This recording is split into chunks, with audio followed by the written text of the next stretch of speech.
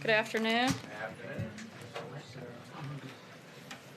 Obviously, the impending conclusion of the Schumer shutdown is leading media coverage today, and I'll get into that shortly, but want to start with a couple of other national security issues first. First, on northwest Syria, we call on all parties to remain focused on the goal of defeating ISIS, de-escalating and resolving the Syrian conflict, and protecting innocent civilians.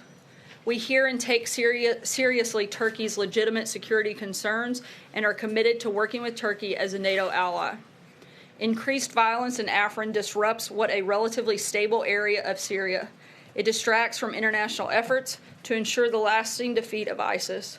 It could be exploited by ISIS and al-Qaeda for resupply and safe haven, and it risks exacerbating the humanitarian crisis.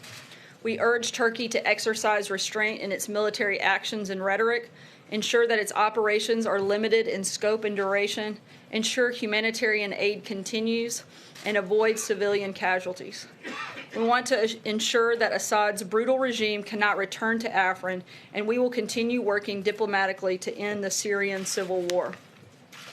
In Afghanistan, where terrorists attacked a hotel in Kabul, such attacks on civilians only strengthen our resolve to support our Afghan partners. We commend the swift and effective response of the Afghan security forces. Afghan forces, with our support, will continue to relentlessly pursue the enemies of Afghanistan who also seek to export terror around the world. We call on Pakistan to immediately arrest or expel the Taliban's leaders and prevent the group from using Pakistani territory to support its operations. Lastly, in regards to the government shutdown, we were pleased to see Senator Schumer accept the deal that President Trump put on the table from the very beginning, which was to responsibly fund the government and debate immigration as a separate issue. I have a statement here from the President of the United States that I will read. Quote, "I am pleased that Democrats in Congress have come to their senses and are now willing to fund our great military, border patrol, first responders, and insurance for vulnerable children. As I've always said, once the government is funded, my administration will work towards solving the problem of very unfair illegal immigration. We will make a long-term deal on immigration if and only if it's good for our country." End quote. And with that, I'll take your questions. Jonathan. Sarah, how is the president going to work with Democrats when he's running a campaign ad that is calling them complicit in murder? How is he actually going to show leadership on this? Look, the president's number one focus is our national security. He's been very strong on discussing the need for border security and tying that directly to national security. That's a big focus of both the president's campaign at the time and also since he's become president. In terms of specifics of any ad running, those aren't being done by the White House, and I can't get into any details. But his position in terms of the need for border security and how that impacts national security is something we've talked about and been very clear on. So is he bringing the Democrats down here, bringing Republicans here, hashing this out? How's this going to be any different? We didn't see him over the weekend. He was only talking to Republicans. Obviously, if there's going to be a deal by February 8th, it's going to need to be a deal with Democrats. Look, we've been very clear about what we want to see in any legislation, and I don't think that there's a whole lot of daylight between where we are and where the Democrats are. We certainly want to negotiate and get to a place, and we're hopeful that we can do that over the next couple of weeks. John? Senator Schumer on the floor claimed that the deal that he had on the table for Mitch McConnell today was much different than the one that he had last week. How did the ball move forward, if it did at all, between Friday night and this morning? Look, I think that Democrats realized that the position that they had taken, frankly, was indefensible, and that they had to focus on first funding our military, protecting Border Patrol agents, funding vulnerable children through the CHIP program. These were things that they didn't disagree with. They agreed with everything that was in this CR. The president stayed firm, Republicans stayed firm, and Democrats, I think, realized that they had to move past that piece of legislation and so that they could focus on the conversation they're desperate to have. So is it your contention that the deal that Chuck Schumer accepted and lauded today is really no different from the deal that he had on the table Friday? I don't see it to be drastically different, no. Yeah. Major. Just so we understand, is there no interaction, and was there no interaction between the president and the campaign committee in the creation of that ad? Did he approve it? That's something I wouldn't be part of that process, Major. I couldn't speak to that. But it's an important question. Donald Trump and I approve this message. Again, the president has some liberties that I don't. That would be something I would have to check on, but I would refer you to the campaign because they're the only ones that can speak specifically to Podium that describe issue. that as an accurate representation of his belief about what Democrats are and what their position was during the shutdown, that they were complicit and would be complicit in any future murders because of the shutdown. I think that if people are unwilling to secure our borders, that they're unwilling to end chain migration, unwilling to end the visa lottery system, unwilling to fix all of the problems that we have in our immigration system, and aren't willing to negotiate and actually do things that fix that system that we know to be problematic, then yes, that would be a problem and certainly allow for future incidents to take place. John? So just Sarah, real quick, is Sorry, it a bounce around 2-year requirement required from the president for defense spending going forward? Is that one of his top goals for the budget negotiations going forward? Not just this fiscal year, but 2 years on defense? Look, I'm not going to negotiate with you here, but we've made clear that Expressed I'm not on the Hill. finished. We've made clear that that's certainly our preference. John? Thanks, Sarah. The president several months ago called on Congress to provide a legislative fix for those 700,000 or so DACA recipients. Is it his position that he would sign such a bill, a clean bill, or would he insist upon funding for that border wall with Mexico? Certainly, we want to make sure the president and the administration have laid out what we'd like to see.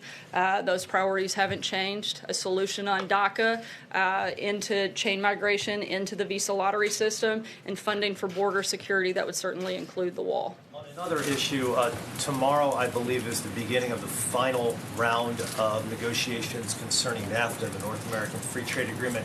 How are those negotiations going right now? What we're hearing right now is that they're not going well. They haven't been going well over the first 5 rounds. Is the president prepared to pull the U.S. out of NAFTA? Look, we don't have any specific announcements, but we actually feel like things are moving forward. We're going to continue in those negotiations, but as the president has said many times before, he's going to make sure that he gets the best deal for America and American workers. That's still the focus, and that'll still be a topic of discussion as we move in these negotiations. Dave? After this shutdown episode, does the president feel like he can deal with Democrats anymore? I mean, for example, Senator Coons said over the weekend he implied that the president didn't know the difference between authorization and appropriation, and there's been other leaks about conversations behind closed doors. What is the president's level of trust with the Senate Democrats going forward? I wouldn't say it's the highest level of trust, but I think we're certainly hopeful that we can reach an agreement on responsible immigration reform. We've laid out what we want, and we hope that Democrats, we know they agree on most of those components, and we hope that they'll come to the table ready to actually make a deal and less focused on playing political games. On immigration, you have the budget, you've got infrastructure, other big things you want to get done. Is that going to be possible after this fight? We hope so. We hope that Democrats, again, will not play politics, and they'll focus and put the needs of the country ahead of the political gamesmanship that they've been playing over the last couple of months. And we hope we can move that ball down the field on a number of issues, but starting with the budget and then moving into immigration. Peter? Would the president support a pathway to citizenship for Dreamers? We have said that we would support a permanent solution for those in the DACA program, and I think that would address that in that front. Very clear about that. You must have some position on this. The president clearly has conviction on this issue. So does he support this divisive issue, a pathway to citizenship for these individuals? I think on the specific, the number of people that are already in that program, we do hope to find a permanent solution that would address that. To be clear, legal status versus pathway to citizenship, or does it not matter to the president? I think that's part of the negotiation process, but right now, again, we want a permanent solution for that program. But we also want to keep a big priority for the administration is making sure we don't find ourselves having this same battle in 2, 3, 4, and 5 years down the road. So we have to have a responsible immigration reform that addresses a number of issues, not just the DACA program. David? I just want to follow up on that question. You just said there that you would be open to permanent legal solution for the 690,000 people in the DACA program. What about beyond that? There's a lot. Axios had a story last week that said an internal White House administration memo estimated that what the Democrats want would potentially legalize 3 million Dreamers. Where did you get that number? And what is the limit that the president has on how big this population of dreamers really is? I think the DREAM Act would be predicted to legalize 1.7 million. Where do you draw the line? Look, again, I'm not going to negotiate with you any more than I was going to with Major. This is something that we're going to work on with Congress and look for the best solution for our country, as long as, too, again, don't forget, a big priority for this administration is making sure we address this program in its entirety, not just that one piece of it. You said this program, I mean, again, there's certain people who had the DACA protection. Other dreamers decided not to apply for various reasons. Is the White House open to addressing a deal in this go-round for a population that's larger than just those who had DACA? We're open to having a debate on a level playing field on this issue and negotiating that with Congress and making sure that we get the deal that meets the criteria that we've clearly laid out. Blake? One clarification before my question. The president is still planning on going to Davos? As of right now, if all things go as expected this afternoon with the reopening of the government, which we expect that they will, the president's delegation will leave tomorrow and the president will continue on his trip later in the week. And my question, the priorities of a DACA fix, where exactly does that rank? Because when you talk about what needs to happen for a deal, diversity visa lottery program, the wall, ending chain migration, DACA, some other components up on the Hill may need to be worked in as well. The actual DACA solution, how big of a priority is that one component for the president? We look at all of those as equal parts in this process. That's why we laid out what we called our 4 priorities and listed that as one of them. So a DACA fix is on the same level playing field as the wall? Look, we know that that's going to be part of this negotiation. That's something the president has committed to do, but we don't want to do that without the other 3 components. It's like having a stool with 2 legs. It doesn't work very well. We want to make sure that we're addressing this more fully and in a responsible way so that we're not just kicking the can down the road, but we're actually dealing with the issue more long term. Steve? Sir, we haven't seen the president for a couple of days. What has he been doing behind the scenes as this drama has unfolded? Look, we've put out a number of readouts. He's had several different calls, both with members on the Hill. He has met with a number of his cabinet to manage the shutdown. That was a big priority for the president, was making sure that this was well managed and that it wasn't, as Director Mulvaney calls, weaponized as it was in 2013, and making sure that as we could make the impact of the shutdown have as little effect on Americans as possible. That's been a big priority for the president. I think that it certainly went much smoother than it has in the past, but also the president was putting pressure and standing firm on exactly what he was willing to do and what he wasn't, and it very clearly worked because we're back where we basically started on Friday, and the Democrats have now allowed this to move forward. Hopefully the House will move this through quickly and it'll be at the White House for the president to sign, and then we can start immediately on discussions on immigration reform. See him, sir. When will we see him? We'll keep you posted. Will We'll certainly make sure you guys are aware when that time comes. Will we see him sign the thing? Or? Certainly possible, and we'll let you know as the timing of that still isn't finalized. We've got to wait on the House piece. There's also OMB and legal reviews that have to take place before it actually finally hits the president's desk, and so a little bit of that's just a timing and formality issue. David? I was wondering, are we going to see him today, regardless of what the House does or doesn't do? We'll let you know. We'll keep you posted. Maggie? Sarah, just going back to the NAFTA discussions, does the president still have faith in Wilbur Ross? There was a report suggesting otherwise. Absolutely. I spoke with the president about it directly this morning. He has 100% confidence in Secretary Ross. He loves Wilbur, thinks he's doing a great job, and has been a strong advocate for the administration and been a great leader when it comes to the trade discussion on steel, aluminum, and certainly his involvement in trade across the board with the administration. Cecilia. The president was very clear back in September when he said that dreamers have nothing to worry about. Is that still the case? I think we've been pretty clear that we want to find a solution on the DACA program, and we're going to hope that Democrats are willing to work with us to make sure we actually resolve this issue. John? There are a lot of dreamers in this country who are sort of living on pins and needles, not knowing what their fate is and has in store for them. What is this White House's message to that population of people? I think that they should storm Capitol Hill and protest there, because that is the place that has held up this discussion. Democrats are the one that shut this discussion down by forcing a government shutdown, by being unwilling to fund the government. We lost 4 days over this process of the conversation that should have been focused on immigration reform, fighting over this CR. If they had been part of the solution instead of part of the problem, then I think we would have already been further down the road in our negotiations on that package, and hopefully we won't have problems like that in the future. John? Thank you, Sarah. Two questions. The first on the obvious that's there. Congressman Tom Cole, a member of the Republican leadership, said over the weekend that to a member, Republicans in the House were committed to the three priorities the president laid out in the process of reopening the government. Is the president in cement on those three in the negotiations that are going to follow? The ending chain migration, the ending of the lottery, and the appropriations for the wall. Yeah, we've been clear those are our priorities when it comes to immigration. Non-negotiable. Look, these are the priorities we want to see in the package, and we're going to negotiate that with Congress, but we've been pretty upfront. I think I've said it about 30 times already today. Those are the priorities and the principles that we've outlined that we want to see in any legislative package that the president signs. My other question, Sarah, is on a completely different subject.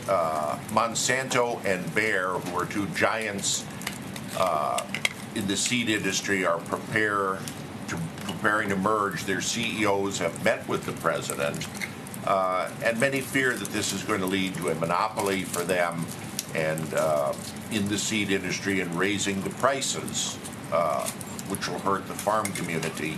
Is the president in favor of the merger of Monsanto and Bayer? I haven't spoken with him about that, John. I'll have to get back to you tomorrow. Sarah, thank you.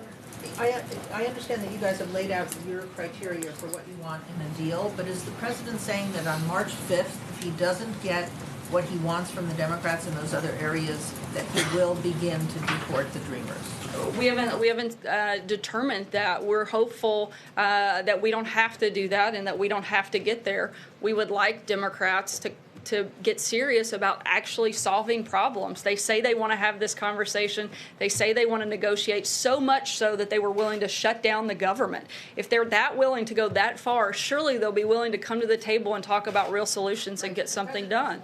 Remove the deportation protection from the Dreamers. The president is the one that enforced the law. Yes, he is. That is his job as commander-in-chief.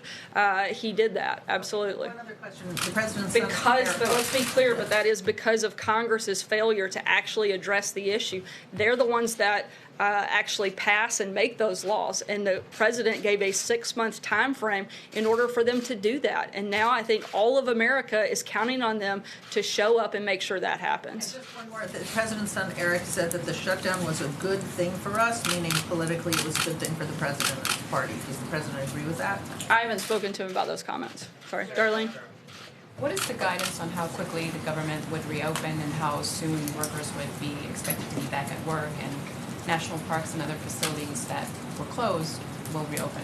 Again, most of those parks, they tried to maintain and keep those open. Unlike in past shutdowns, they really tried to minimize the impact on the American people.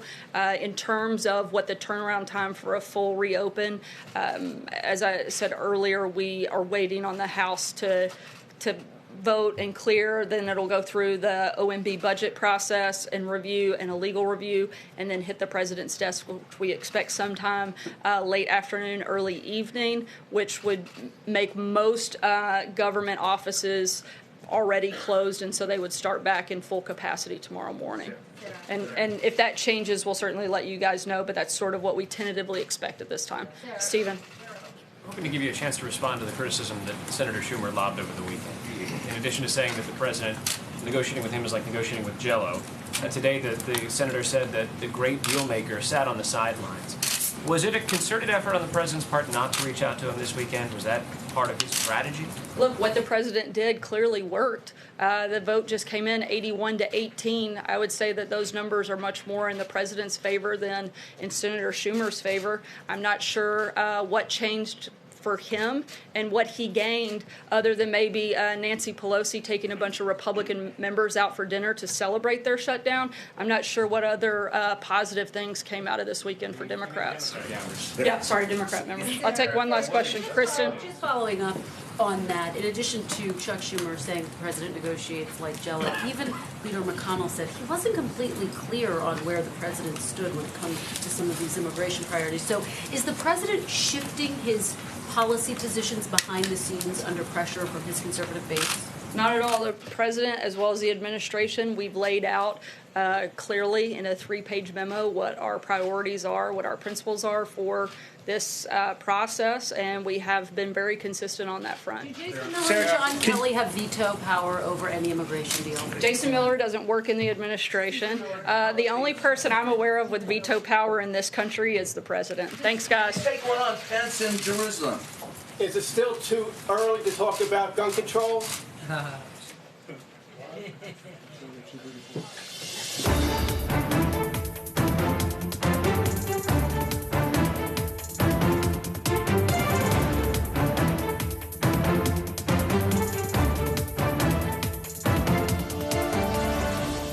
Hi there and welcome to the briefing room, Shutdown Wind Down edition. I'm ABC News political director Rick Klein, joined by John Santucci here, and we're going to have our correspondents around Washington here, tracking a busy day that saw the crisis averted. And this is a weird one, John. This is a really weird one. I mean, this was the shutdown that we can't even figure out what exactly was the reason for the shutdown. It was super quick. This happened late Friday night, a long weekend, a lot of chaos up on Capitol Hill, and suddenly now they have a deal. And it looks like, Rick, and we were saying this earlier, we may be back here in a couple weeks again. And just in 17 days. So just to walk people through, this buys about 3 weeks' time of government funding. It extends the children's health insurance program, we believe, by 6 years. Right. So that gets that off the table. That's one piece here. And is all based on the promise that the Senate will take immigration legislation up next. What that looks like? No idea. Nobody knows. It's going to be 17 days of kind of crazy negotiations with a lot on the line, including the status of the Dreamers, the status of President Trump's wall. From the White House perspective today, they're clearly primed for a victory lap. They feel good about how this played with Senator Schumer and with Democrats having to come along. Yeah, totally. I mean, look, this has been a long weekend for the White House. We saw Mark Short, the Legislative Affairs Director, Mick Mulvaney, the Budget Director, Chief of Staff John Kelly, up all on Capitol Hill. Did not see much of President Trump this weekend, though. And even today, the victory lap, as we were just talking about, a statement from the president. Yeah, not a tweet, not seeing him in person, so what's a little up with different. That? I mean, he was so quiet over the weekend, too. I mean, a couple of tweets, the campaign ad, which we should talk about in a moment. But he, for the most part, was letting others take the stage on this one. Yeah, so we spoke to a couple people over the weekend, and what they said to us is that Chief of Staff John Kelly and other senior advisors to the president really convinced him, let us take this ball, we will tap you in when we need you. And they did. They had him get on the phone, they had him engaging with different members of Congress, but this was not a fight they felt he needed to lead. It was mostly up on Capitol Hill. They needed to be in there to help get it over the line, but not one that he needed to fully engage. Remember also, this has been going on for several weeks. I mean, we had that big open meeting in the cabinet room where everyone looked like they're getting along. What do you want? We'll make a deal.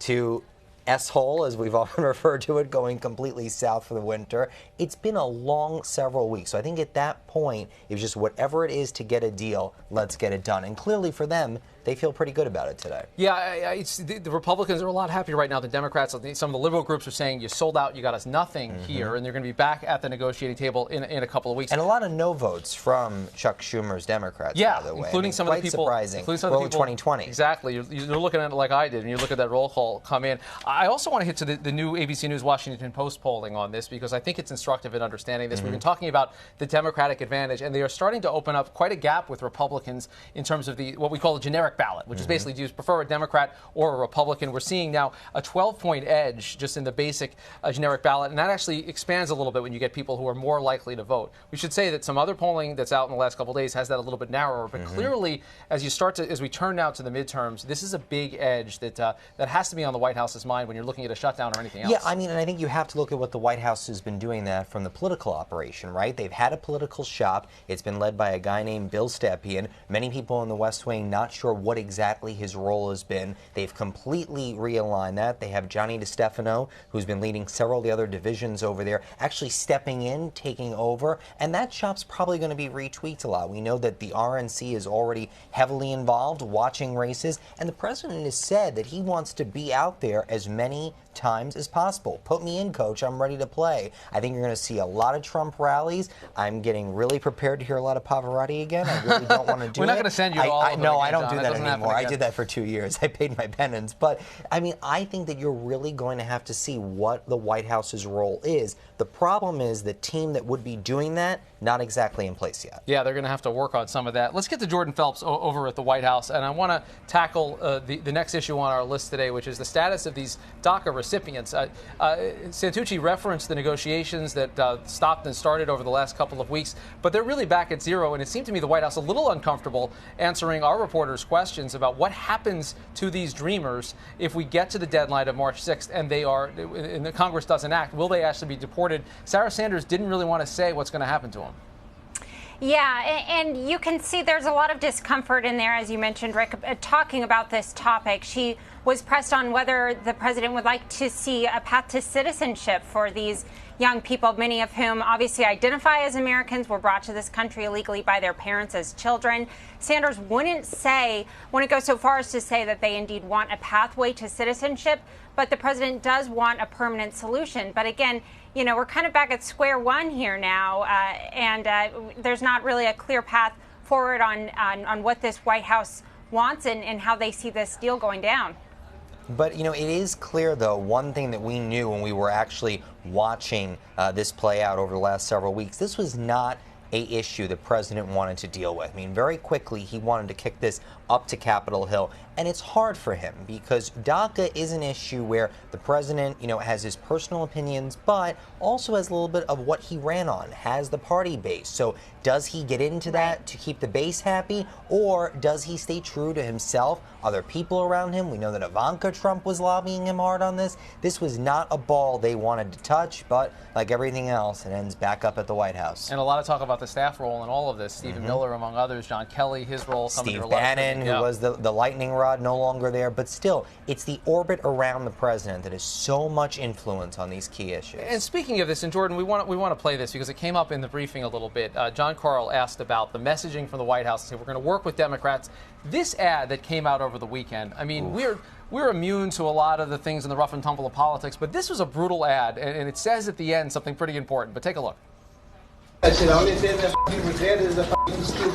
That's illegal immigrant Luis Bracamontes, charged with murdering 2 police officers. It's pure evil. President Trump is right. Build the wall. Deport criminals. Stop illegal immigration now. Democrats who stand in our way will be complicit in every murder committed by illegal immigrants. President Trump will fix our border and keep our families safe. I'm Donald Trump, and I approve this message. You know, I have to tell you, I as you say, there's certain things that you're just not surprised by anymore or immune to. That one got me. I mean, because that's, listen, the wall has been his key focus since day one. I mean, literally, out of the gate, golden escalator ride, here we go. But to think that they would go that far with a campaign ad, I mean, you do have to wonder, again, we talk often about, you know, who's steering the ship, who's the folks running the campaign. I'd be curious to know who made that decision, number one, and number two, if the president, as John Carl and others were alluding to, if he knew about it. Complicit in murder, and that's exactly it, Jordan. I thought that was pretty extraordinary. Sarah Sanders didn't want to answer to the president involved in it, but that's his voice at the end, and it is his official campaign re-election committee. I don't know how they can put any daylight between the president and the message that was delivered that starkly.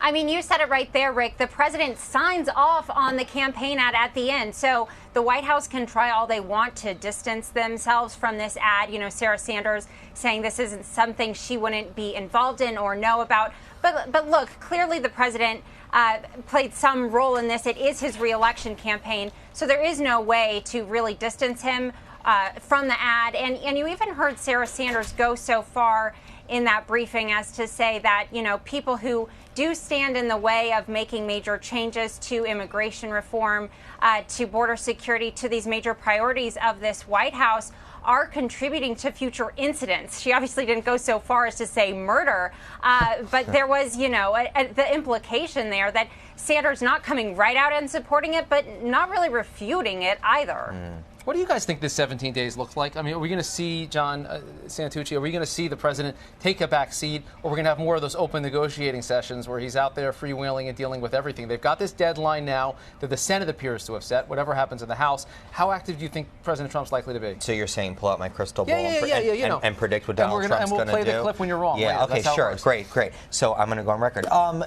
You know, who knows? I mean, I think that you have to look at this president. So he had a long weekend here. He was stuck here. He wanted to go to Florida. He had the fundraiser down there. Really does not like being in Washington, cooped up at the White House. But he's here.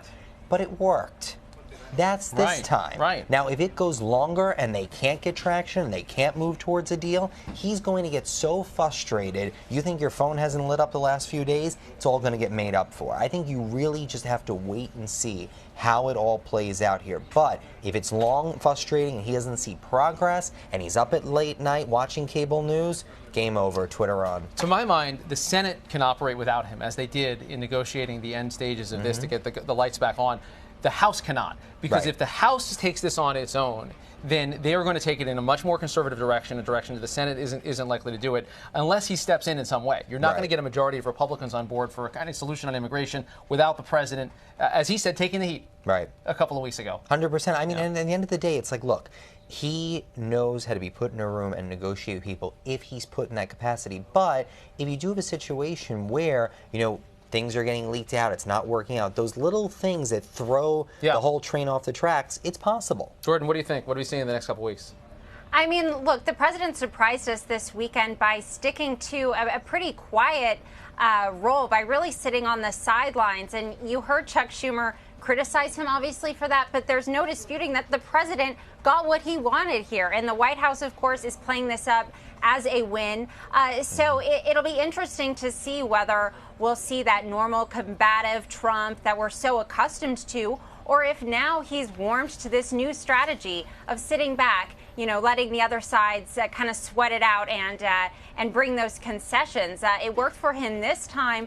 So he may have gotten the best of Chuck Schumer in this case, because the president saw if he could make him cave once, he can make him cave again. Look, I think the president obviously wants a deal for the Dreamers, but I think it might actually be the perspective of this White House that it's safest for him to kind of sit back and let things kind of hash out, because it could be difficult for the president to go out there for his base and say, look, I'm going to make a deal to exchange Dreamers for the wall, and, you know, so much for the visa lottery program, so much for chain migration, because that will very much upset his base. So if he stays on the sidelines for a while and comes in at the end, you know, he might actually be able to get the deal he wants without making it look like he's abandoning his base. And we know he's likely to have a long plane trip. We heard from the White House the Davos trip appears to be back on with the shutdown.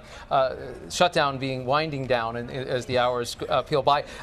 Vice President Pence also had a really interesting couple of days right now. He's in the Middle East. He's been getting an earful from some other world leaders about the decision by President Trump to announce that the embassy, the U.S. embassy, would be moving to Jerusalem at some point in the near future. And take a look at what happened on the floor of the Knesset, the Israeli parliament. What a wild scene. Those are actual members of the Israeli parliament who were dragged off by security because of these raucous interruptions. They were Palestinian members of the Knesset, and you see some of the Israelis who are applauding Vice President Pence, but that is something else to see that kind of blowback. You know, the president made that announcement about 6 or 8 weeks ago, and we haven't seen it implemented yet, but I don't think they expected this to take over this agenda as much as it has. No, I mean, I think that everyone didn't really know, that this announcement was coming. If you remember when the president announced it, it was very much expected, but not expected at the speed at which it came, number one. Number two, this is a trip that the vice president's already had a delay for other issues happening here in Washington. So we knew tensions were high there. We knew that there were some security concerns for him going to the area. But the fact that he said again, before the end of next year, that embassy is moving, I mean, sticking to his guns, sticking to the president's guns, I mean, really not backing down here one bit. Yeah, you're exactly right about that. All right, let's bring things in for a landing here. Jordan, what'd you learn today? Final thoughts. We learned that the president got his way once again. This is a win for this White House, spin or not. It's Chuck Schumer who backed down in this case, and we'll see. For me, I guess it's less of what I learned and more of what I'm looking to see of what from this president going forward, what strategy he's going to take going into these negotiations. It's a fascinating new strategy from this White House, and it worked for them once. We'll see if it works again. John Santucci? I learned that the graphics department, guys, you're already making the 17 days and counting clock, so like we're ready to go. Special edition of the briefing room. I'm thinking like lights and sirens. That would be tons of fun. Let's do it up. No, I think really the next 17 days are going to be really interesting because, honest to God, I think we're going to be back here again. Yeah, it sure seems like it. And I say that a shutdown that's really not about anything major accomplishes just about nothing when you end it. And you're right. It is going to be a Groundhog Day feel to this. Actually, this span covers Groundhog Day itself. Yeah. As a matter of fact. We should get Bill Murray here. We'll keep that in mind when he's not playing Steve Bannon on SNL. That's true. All right, big night tonight at World News Tonight. Our anchor, David Muir, is going to be right here in Washington, D.C. to cover every angle of the shutdown that is no longer going to be a shutdown in the hours to come. Don't forget to download the ABC News app. For Jordan Phelps and John Santucci, I'm Rick Klein. Thanks for watching. We'll be here next time right here on The Briefing Room.